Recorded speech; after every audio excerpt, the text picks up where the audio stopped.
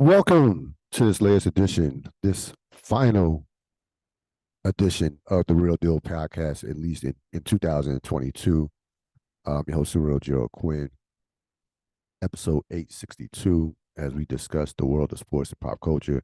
Hope that everybody out there enjoyed their Christmas and the time. Hopefully, you got some time to yourself, got some time with the family, chance to kind of like decompress and look forward to 2023, which has only what 3 days left. 3 days left in it. 29th, 30th. Yes, 3 days, 3.5, 3 days left in it. I'm happy to be with you here. It's been a great year. Looking forward to next year and doing bigger and better things with this podcast. I am running solo tonight. Rob Sapp will not be in, and certainly we want to thank Rob Sapp for his contributions to this podcast over the past year. He obviously is a huge part of the podcast. So certainly, hopefully he's enjoying his holiday as well. We are almost at the finish line of the NFL season. Just 2 more weeks left.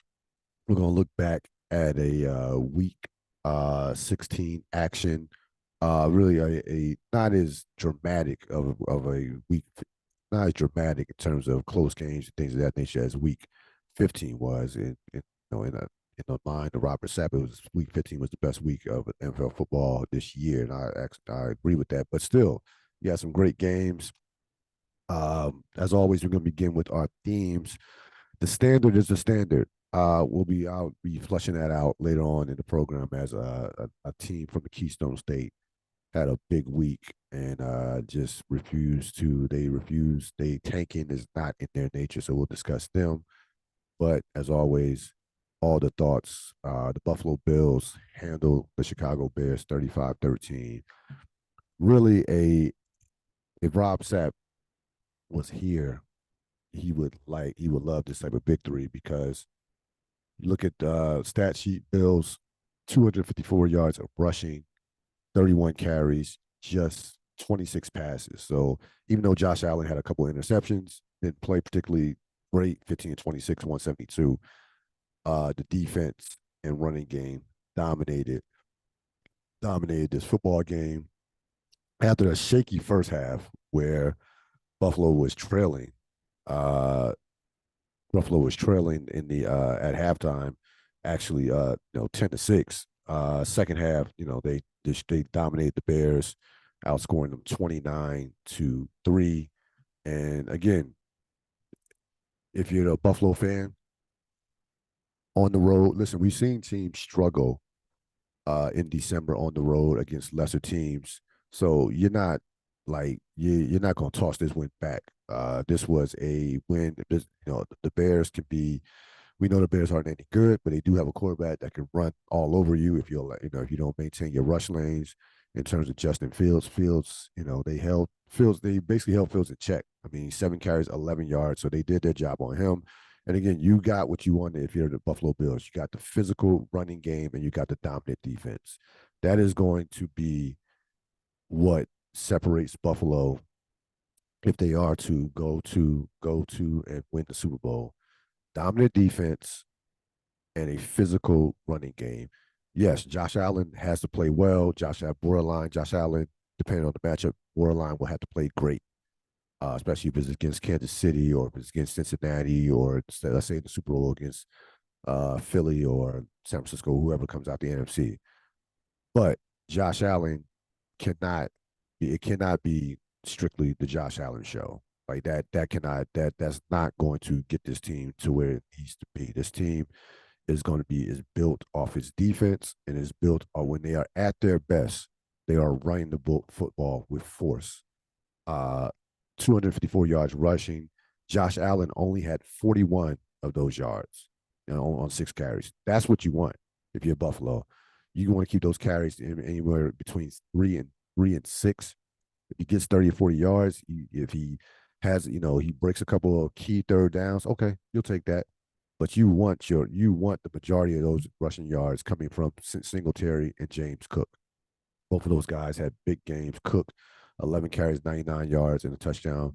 Singletary, 12 carries, 106 yards, and a touchdown. So Buffalo, listen, Buffalo's going to have to win out because Kansas City is not. We'll go over the playoff picture later on, but Kansas City is not losing the game. Like the Chiefs, I'm looking at their schedule. They are not going to lose another game. Buffalo is going to have to win out, and frankly, we'll see this week. They have a big one with Cincinnati.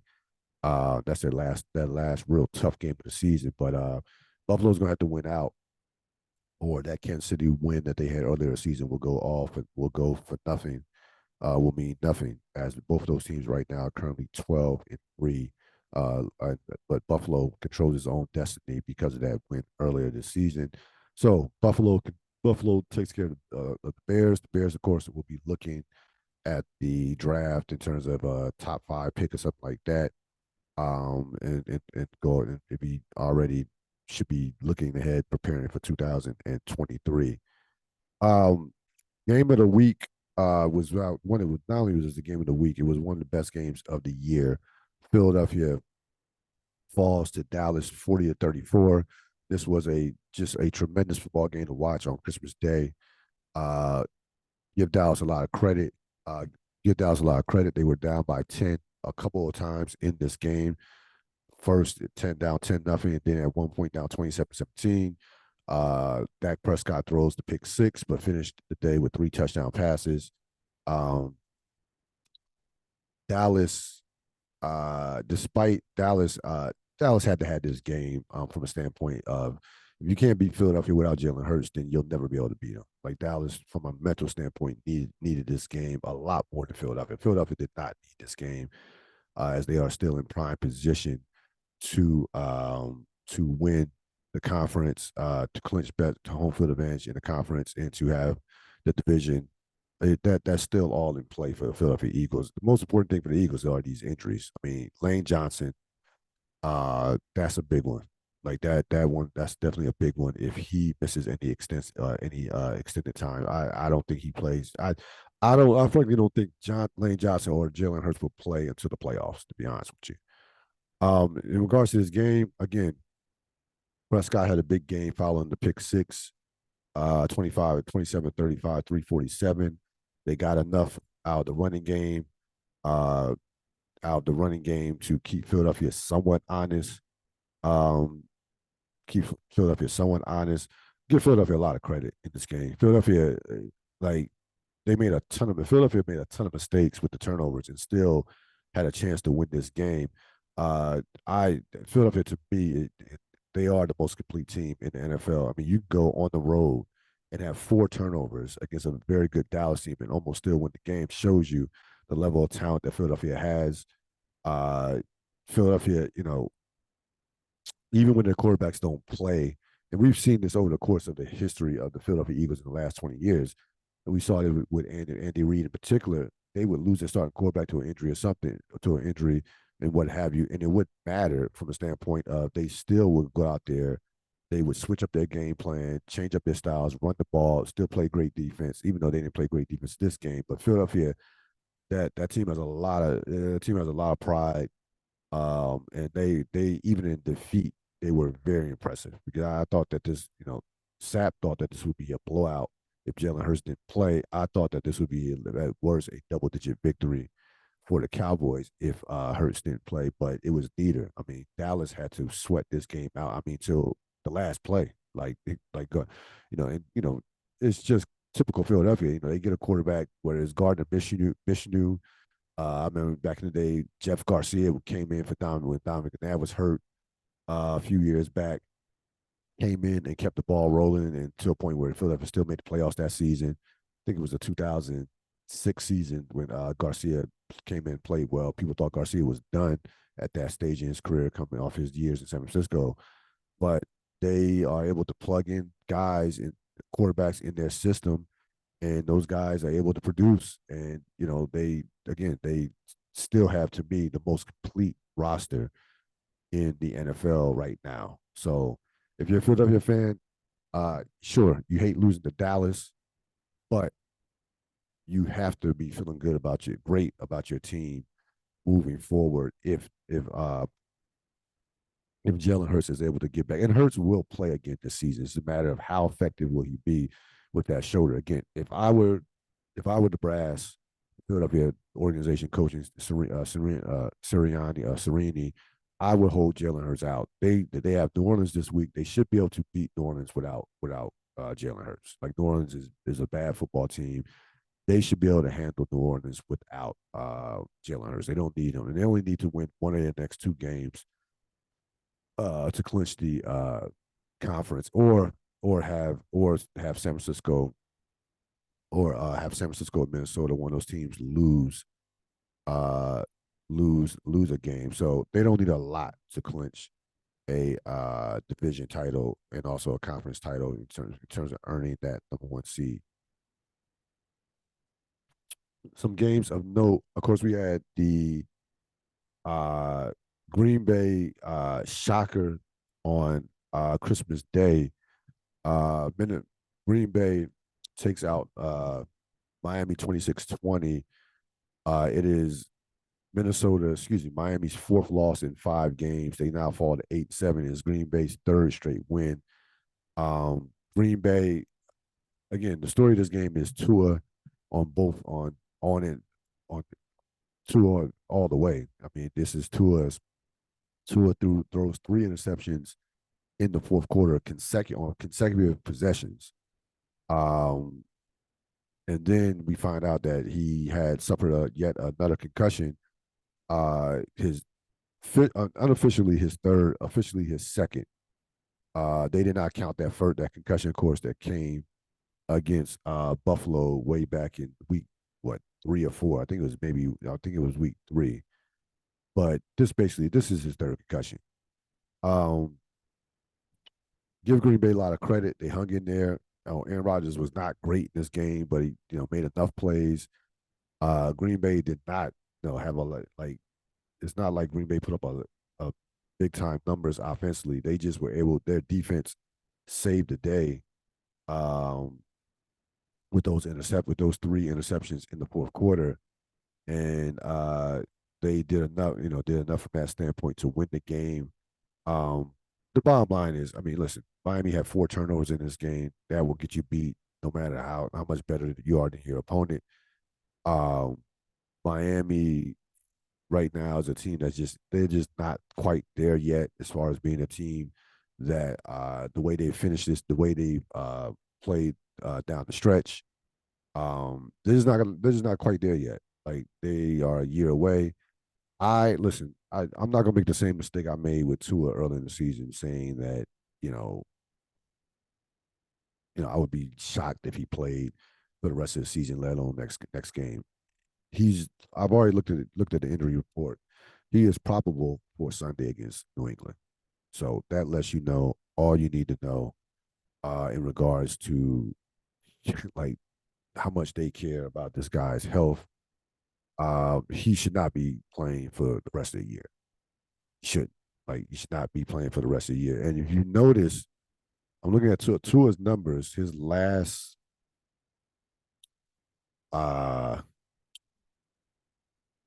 for the season, no, still 25 touchdowns, 8 interceptions. But his recent games, he has his last 4 games, his last 5 games, 4 of those have been, of course, losses. They have lost 4 of those have been losses. And he has 3 interceptions. I mean, he has not played well over the last, like, you gotta go back to the Houston game.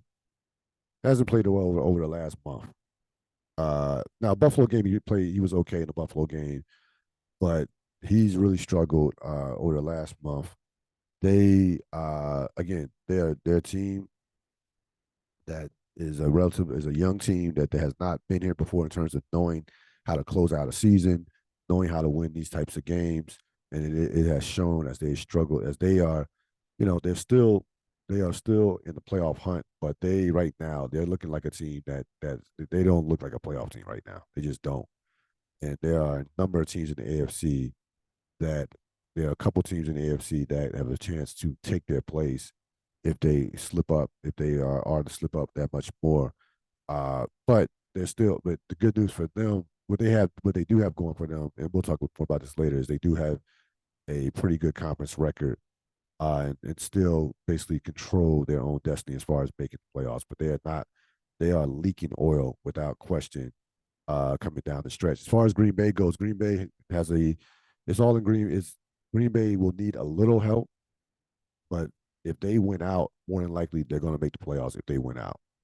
Now they need they have their remaining schedule. They have Minnesota and Detroit at home. They could win either both of those games. They could lose both of those games. They could split.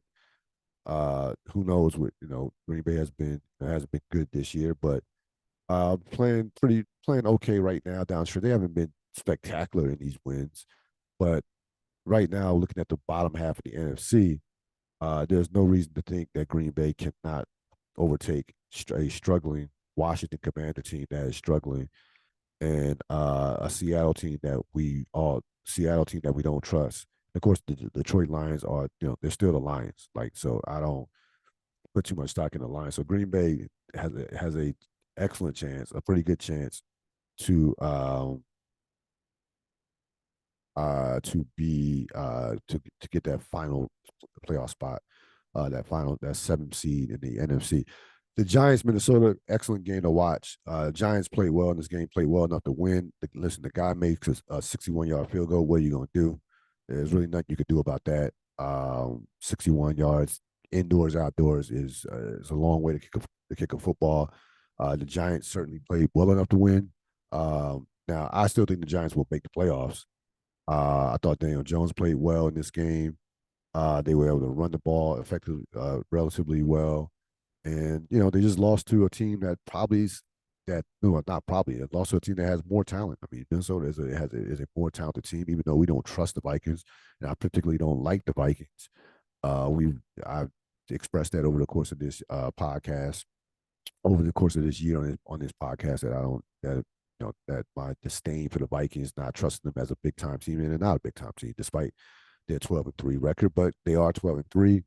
They are going to be in the playoffs, and they are still in the running for the top seed, though they would need Philadelphia to lose both games. They would need Philadelphia to lose 2 games, and of course, Minnesota needs to win their remaining games to get home field advantage. But right now, they are in position as the number 2 seed in the NFC. And listen, my thoughts on Minnesota have not changed whatsoever. If I'm one of those bottom teams, whether Green Bay, Washington, Detroit, whoever, who else is at the bottom? Seattle, any of those teams at the bottom or the 6th seed, give me Minnesota in the first round, please. Like, please give me Minnesota in the first round. Like, I have no fear whatsoever of the Minnesota Vikings in the first round in the playoffs. I just don't. Speaking of the playoffs, looking at the playoff picture, so the AFC is basically set from a standpoint of, we know 5 of the 7 spots have been clinched. Buffalo, Kansas City, Cincinnati, Baltimore, and the Chargers all have clinched spots. Chargers had an excellent win, a nice win against Indianapolis that got them in. They now, amazingly, with 6 losses, basically can kind of manage their season. They're not. I mean, I guess they, I don't know. I don't know the big difference between a 5 and 6 seed. I guess is depending on who you play, depending on matchups, and you don't know what those matchups with the teams up top. So the Chargers are in a unique spot where they can kind of navigate the rest of their season, even with 6 losses and 2 games left in terms of resting people and things of that nature. I'm sure they'll play this game. I'm sure that they will play week 17, like, go all out week 17 and then see what happens with week 18. But listen, at the top, Buffalo, like I said, Buffalo will have to win out to hold on to that number 1 spot. Kansas City is not going to lose. They're just not going to lose another game. We'll talk more about Buffalo, Cincinnati. Cincinnati still has a chance at the top spot as well, and a lot that will depend on this Buffalo matchup coming up. And of course, Kansas City. Well, no, but Cincinnati will need Kansas City to lose a game for them to get that top spot, but they still have a chance at it.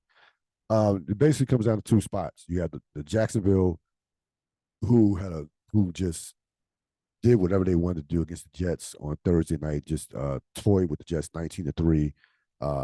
Zach Wilson gets benched again. His days in New York are over, to say the least. And Jacksonville's defense has been playing great. They are a team certainly on the rise right now. Had them last week at stock up 7-8. They are in prime position to win that division.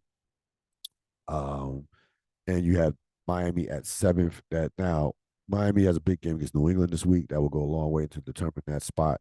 But Miami is at 8-7. New England 7-8. The Jets are 7-8. Tennessee 7-8. Pittsburgh 7-8. Amazingly, the Vegas Raiders still have a chance at 6-9 to make the playoffs. Though it would take a number of just wild scenarios. I don't see it happening for them to make the playoffs. The good thing Miami has going for them is conference record. They have a better conference record than New England, the Jets, Tennessee, and of course, and also Pittsburgh as well. So they have that going for them. So we'll see what happens with that. But there are basically 2 spots left in the AFC that are still up for grabs. 2 spots, and I would say 2 spots, and I would say 1, 2, 3, 4, 5 teams have a legitimate chance. I don't think Pittsburgh, with his conference record, will make it. I think that conference record is 3-7. I think that will come back and bite them in the ass. Figure about Vegas. Vegas is not in Cleveland. Well, Cleveland's been eliminated. Vegas is not making it. As far as the NFC goes, again, the Eagles control their own destiny, to say the least. The Eagles, all they have to do is win one out of the next 2 games. They will clinch home field advantage. Minnesota needs to now Minnesota's in a now Minnesota is fighting off San Francisco, so keep that in mind. So they need to keep winning because 49ers are right on their tail and biting. But if you remember, San Francisco does have a better conference record than Minnesota. So if they finish with the same record, San Francisco will get that number 2 seed because their conference record is superior to Minnesota's. So they so up top is basically settled. Again, you have 4 spots that are settled in the NFC right now. You have the 4 spots with the Eagles, Vikings, 49ers, and Cowboys have clinched. Tampa Bay is battling Carolina for that spot, and New Orleans for the division still. Carolina controls their own destiny, so does Tampa, and the Giants and Commanders round out the conference as far as are at the 6 and 7 spots. Now the Commanders, despite 2 straight losses, because the bottom of the NFC has been so bad, as far as Detroit and Seattle, and I know Detroit had a horrible loss against Carolina. Like I can't take you serious trying to make the playoffs and getting spanked by a Carolina team that has, by a Carolina team that just is not any good. So Detroit, is not a surprise. Detroit is Detroit. But those last 2 spots, you have Seattle, Detroit, Green Bay, Carolina, and New Orleans, all in contention for those last 2 spots. I think the Giants will get in. The Packers, again, have a very, very favorable schedule as far as, we know Minnesota's not any good. The Packers will have them at home. They have Detroit at home. So the Packers could definitely get that 7th spot. I don't trust Seattle at all, and I don't trust Detroit. Don't trust Seattle. Don't trust Detroit. So I think it will be, and I think Tampa Bay will find a way to get in. I think they will just I think Brady will will them to the playoffs. What Tampa Bay has going for them as far as that division goes is they do have a superior conference record. They are 7-3 in the conference versus Carolina, and division wise, Tampa Bay is also 3-1. So is Carolina. So that division will come down to the Tampa Bay Carolina game. Tampa Bay and Carolina play one more time. I think they play this week. So Tampa Bay and Carolina play this week. So if Carolina loses that game, they're done. To me, if Carolina loses that game, then Carolina is done. So that will put them. So Carolina, that is a must-win game for Carolina against Tampa Bay. Again, the Commanders, will start Carson Wentz. It frankly doesn't matter to me at this point. I don't think there's a big difference. I don't like I said, Washington has not looked like a playoff team. They might get in despite the fact that they are in these other teams keep losing. So that might get them in. But I frankly don't think they're gonna make it. I think if I'm looking at the seventh spot, I think that either Detroit or Green Bay will get that seventh spot. To be honest with you, I don't trust Seattle at all. So either it'd be Detroit or Green Bay will get that seventh spot. And um, yeah, I just don't trust Washington right now. They with the quarterback situation and just that giant loss was a brutal loss. We knew that they were going to lose to San Francisco. That wasn't a surprise at all. But the giant home loss was a brutal loss. Now again, their schedule is not ridiculous at all, to say at least in the last couple of games. They have Cleveland and then Dallas. Who knows? I don't think Dallas more than likely will be playing for anything in that last game. So, Washington could get. You could listen. There's still a scenario where 4 NFC East teams could get in. That still very much exists moving forward. So, but right now, uh, Philadelphia, Minnesota, San Francisco, and Dallas are the only locks in the NFC. And again, San Francisco right now is the team that stands out. Like I know Philadelphia, I understand Philadelphia is the most complete team. And if I had to bet on a team going to the Super Bowl out of the NFC, I probably would still lean towards Philadelphia because I think Hurts will be back. But I'm telling you right now, San Francisco is by far playing the best football out of all those teams right now. Even with Purdy at their quarterback, I still believe that they can possibly get to a Super Bowl. Stock up. The Pittsburgh Steelers. Listen, I thought the Steelers would. I didn't think the Steelers would tank. I thought there would be no chance that Mike Tomlin. He's just not built that way. That franchise is not built that way. But I certainly didn't expect them to be in the playoff hunt with 2 games left. Now it's unlikely that they will make the playoffs, but the fact that they've won 7 games, they've won. I believe they've won 3 straight or 4, maybe 4 straight. Just shows you again what this franchise has always been about. They've won 5 straight. So think about that. They were no, they almost.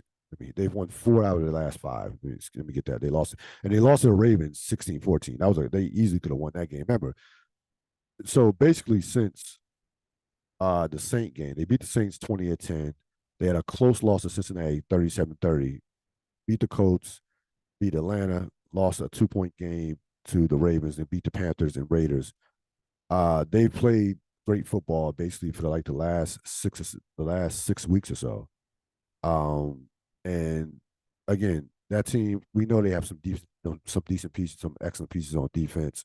But it's that I mean, this is just coaching. Like this is coaching and culture that this team is in a position to make the playoffs, despite the fact that the expectations with basically having a rookie quarterback and a journeyman in Trubisky. The expectations were minimum. I didn't expect anything out of them. I thought probably they could win. They would win like 4 or 5 games. Certainly, I did not have them at winning 7 or 8 games, which is possible, which is a possibility. But this is what that franchise is all about, and this you have to respect a team. You have to respect, a team that goes out there and competes, despite the fact that they have not. Again, this team, there were no Super Bowl expectations for this team. There were no playoff expectations for this team whatsoever. None. And some of the games that they won have been ugly. They scraped, they clawed, but this is all due to a culture that has been ingrained over the better part of the last 50 years. And that was one of the themes of. That's why I said the standard is the standard for the Pittsburgh Steelers. That's just all there is to it. So their stock is up, and they still have a possibility, though I don't think it's going to happen. Still have a possibility to make the playoffs. Let me look at Pittsburgh's schedule. Pittsburgh, the Ravens. They're at Baltimore, which is definitely a winnable game, especially if Lamar Jackson doesn't play, and they host the Browns. I mean, listen, they get some help.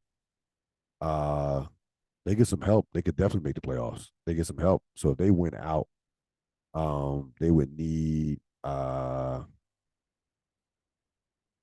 yeah, I mean they would need some help with in regards to like Tennessee and the teams that are help. They need some help to win out, need some help. But just the fact that they are um still in the mix just shows you what that franchise is all about. Stock down. The I had the Miami Dolphins. Again, you lose a game. I'm going to switch this actually to the Denver Broncos. I meant to switch it. It's actually the Denver Broncos because number one, it took them this long to fire Nathaniel Hackett. How they've mismanaged their offense and just been one of the worst offensive teams that I've ever seen. I'll talk more about that, but they are the stock down. I apologize to the Dolphins fans. To the Dolphins fans, you should be on there for stock down. Who won the week? The Green Bay Packers. You know why? Because about 3 weeks ago, we were talking about 2023 with the Packers. Now they're in prime position to make a playoff run. So they won their game, and then they got they got all the help that they needed, and then some by having Seattle lose, Detroit lose, and Washington lose. So all those teams lost coincided with them winning and put them right back in the mix for a playoff spot. I did not think Green Bay would be in this position to possibly make the playoffs. Say a month ago, we were already talking about should Jordan Love be getting some more reps? Um, was Aaron Rodgers' future going to be next year? Could he be on that team? Blah blah blah. But they are right there with a chance to make the playoffs. And again, um, you know, you play Minnesota in the first round. That's not. I'm not afraid of Minnesota. Just not. So they won the week as far as I'm concerned with the comeback win over Miami. Biggest disappointment is it is the Denver Broncos. Just as this could be a yearly, they're gonna be it's gonna be we're gonna be hard pressed not to have them as biggest disappointment of the season. They go out there, they get just shellacked by a Rams 51-14. You fire your coach probably 3 weeks too late. You have then you got the situation with Russell Wilson where he's a diva all of a sudden now. That work ethic, the blue collar, that Russell Wilson has disappeared according to the stuff that you're reading out of Denver, and they are a franchise in flux right now. You don't have a coach. Your quarterback might be cooked. Um, Very interesting to see what happens moving forward. They wasted a defense that was a legit top 5, top 10 defense all year long. They wasted a number of weapons that they have that are very good that on the outside and with the running game. So this team should not have been. There's no way that this team should not have been contending for a playoff spot. Like no way. Like this team, the 4-11. This team is no way that this team should have been 4-11. Like they've literally been one of the worst teams in all of football, right there with Arizona and Chicago and Houston and what have you. They have been in terms of aesthetically, they have been the worst team in football to look at. To watch them play offense has been like it's impossible to play offense as poorly as they play offense this year. It really is. Week 7, week 17 preview, big game with Buffalo and Cincinnati. This could be a AFC championship game. Both of these teams are Super Bowl contenders. I'm not going to put too much stock into Cincinnati struggling with New England and barely coming out alive in that game. They were up 22-0, fell asleep on the road, and things happen in the NFL. New England almost made a miraculous comeback, but it did. They still were able to get the win. They still have a chance. This game is much bigger for Buffalo because Cincinnati has shown you that they don't need home field advantage to get to a Super Bowl. They got to a Super Bowl last year, and they played one home game.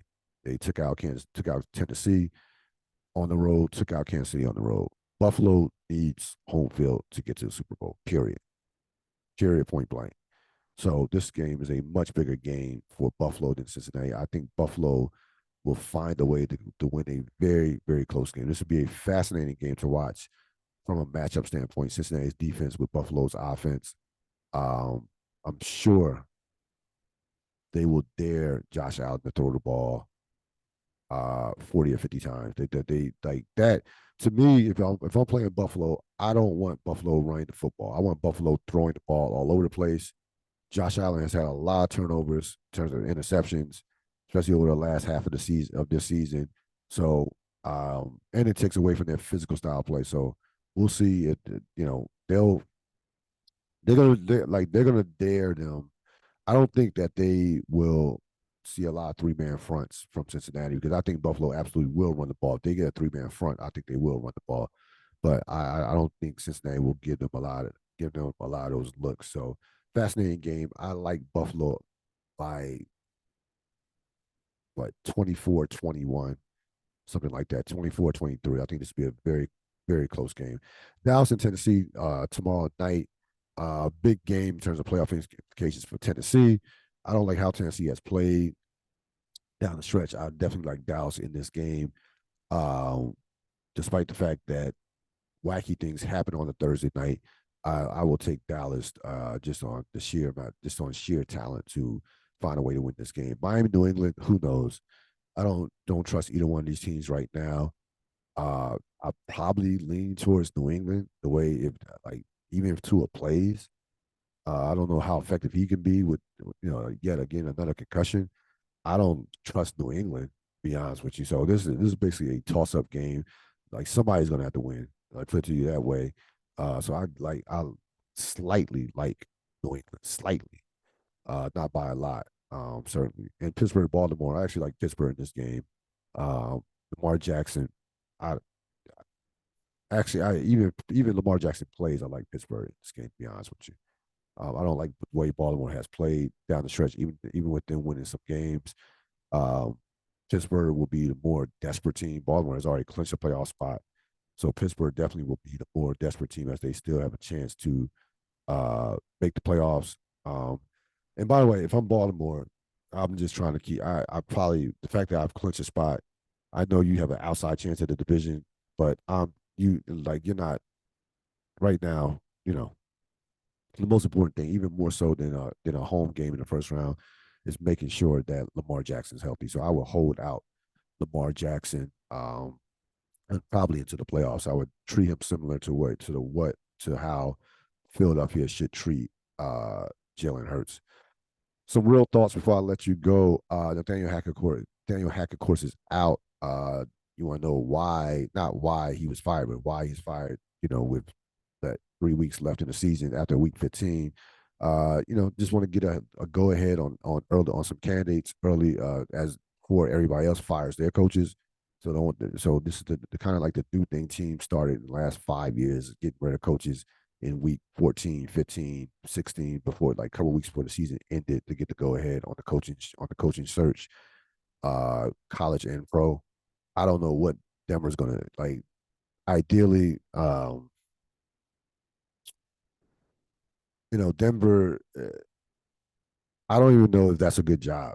To be honest with you, I honestly don't even know if that's a good job right now. Um, it is. You have again. I don't think Russell Wilson is completely cooked, but I think that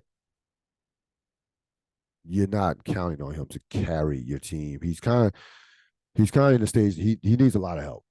Put it to you that way. He needs a lot of help, and I like the money that they've given him. I don't know if they're going to be able to build the team around him with the money that they've paid him. Because eventually, when that contract really starts kicking in, they're going to lose some of those talents, lose some of the talented pieces that they have, and then you're at that point you're depending on him to kind of make up for those pieces with his play. And I don't think he's at that level anymore. I don't. And to be honest with you, looking over the course of his career, I don't think he ever really was that guy to cover up for missing pieces. I think the last couple of years he did win some games, but I don't think he was ever that guy that's going to be like, hey, if we lose this defensive tackle or if we lose this weapon on offense, that Russell can make up for that loss. I don't. To be honest with you, I don't think he's that guy. And again, he's going to end up in the Hall of Fame based on the sheer number of games that he's won, been to 2 Super Bowls and what have you. But I don't think he's on a level of quarterback to where he can make up for you not having certain talent. I just don't. But as far as Nathaniel Hackett, one of the worst coaching jobs that I've ever seen like literally like in a single year. One of the worst coaching jobs that I've ever seen. You're talking about a team that played offense, that played some of the worst historically bad offense. Historically bad. Like they, looking at their numbers, um,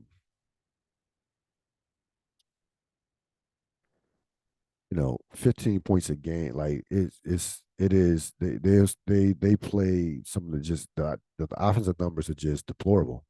I mean, you look at their yards per play, you look at their points, points per game.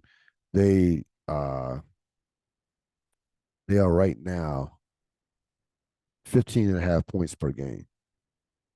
15 and a half points per game. Um Again, they played some of the just total yards all around. It's just horrible all around. They only averaged what actually a total yards 316 yards, but just aesthetically to watch them play offense was just almost impossible. And it's like you can't play offense worse than the Denver Broncos did this year. You can't. And again, I think it was more about Hackett not having a clue, but also Russell Wilson. You're going to the Hall of Fame one day. He has to take the brunt. He has to take some of that as a quarterback. If the offense had been good, above average, they would have gave him. They have been throwing him flowers left and right. So when you stink up the joint, 12 touchdowns, 9 interceptions for the season, you have to take that. And we'll see. We'll see who they bring in. We'll see what direction that franchise is going in. But again, the Denver offense this year was some of the worst offensive football that you will ever see. And Nathaniel Hackett was a guy that never should have been the head coach. I would have fired him. I would have fired him in September. To be honest with you, I would have got rid of him in September. Finishing off with a little pop culture. So I don't know if anybody saw what Akon said in regards to comparing performers from Africa to Black American performers. Here's the quote. All right, here we go. We're a little different when it comes to stage presence. Now, America, oh yeah, them niggas gonna be wobbling, hands hanging, half down, bored as hell, half asleep because they high as hell on stage. But Africa, we wake up like look at these YouTube clips of all these kids look at these YouTube clips of all these kids from Uganda. So you have a situation where, and I can't stand. Let me tell you something. I can't stand these niggas, man. I can't stand these self-hating niggas that shit. That in essence, no, it's not shit on black culture. They're shitting on themselves. I mean, if you are African American, if you're African, if you're black, you're talking about separating uh, Africans from Black Americans is then to me you have a problem. You have an identity crisis, and you have a form of self hatred that, frankly, you need to deal with.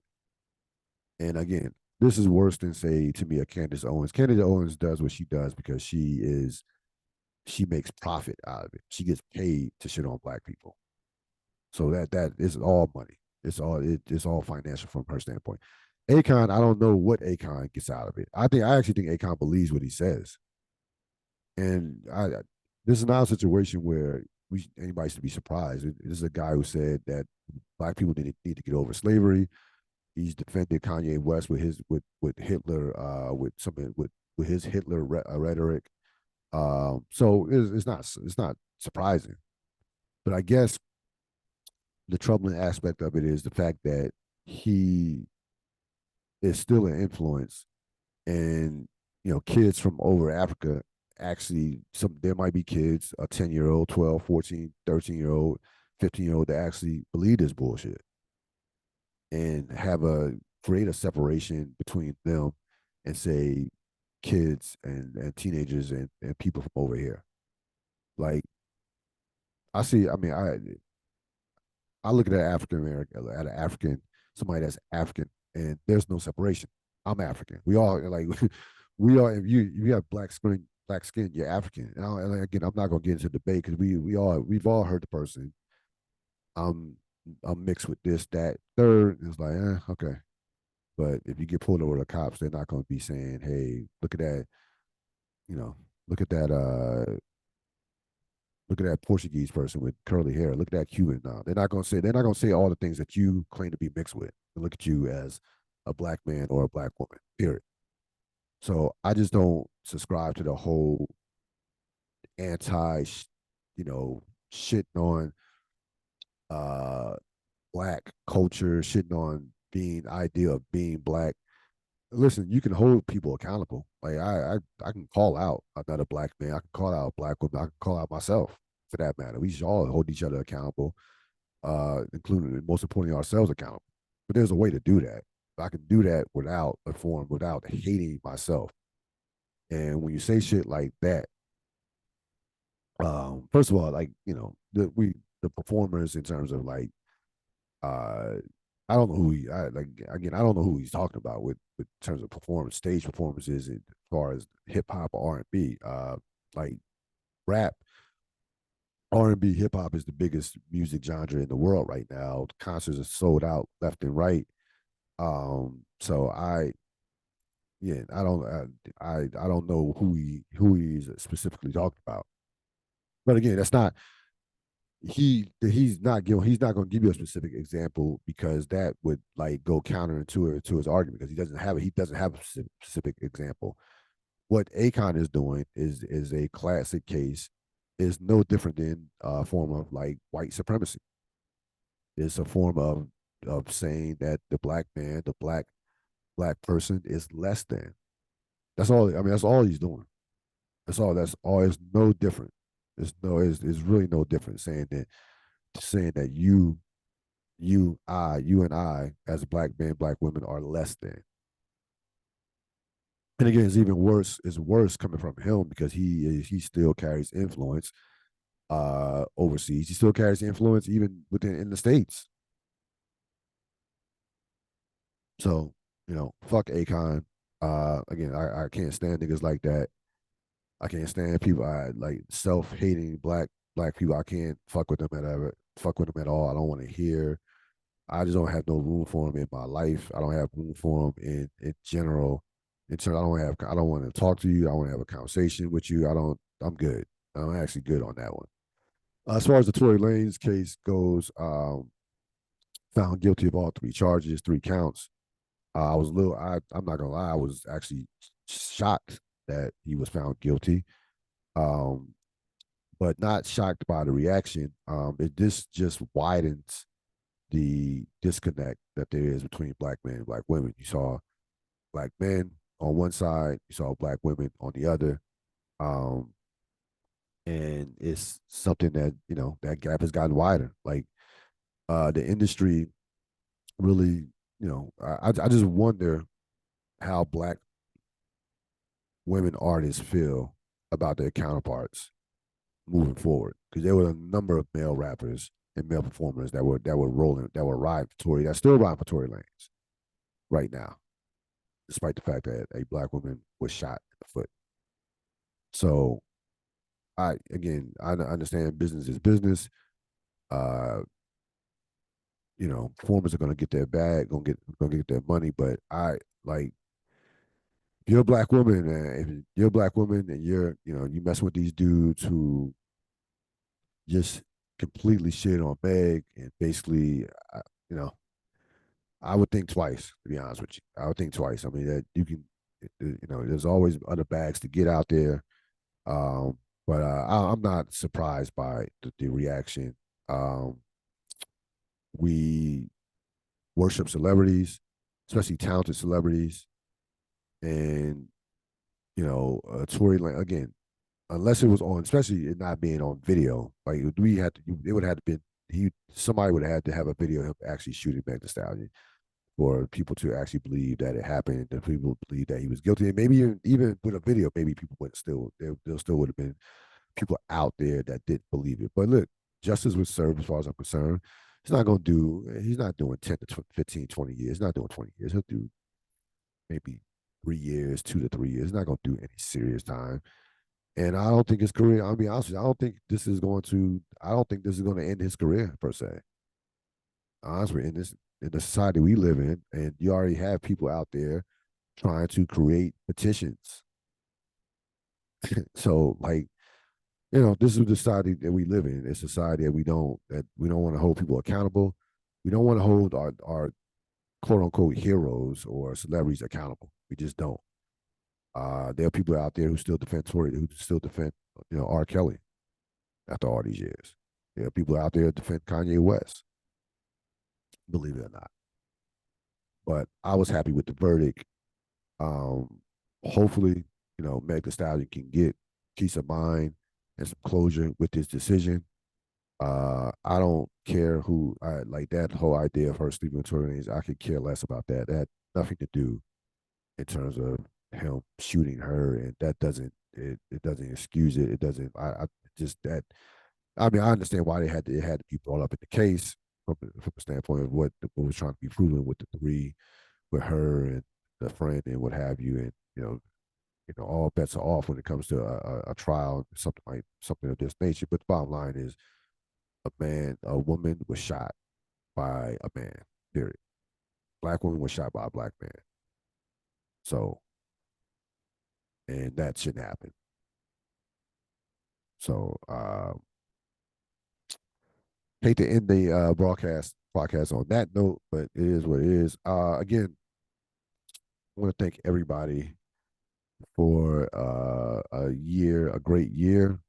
We are definitely going to be leveling up in 2023 with more guests, more co-hosts, and just better quality all around the board. Uh, hope you enjoy the rest of your holiday season and give you an early happy new year. So long.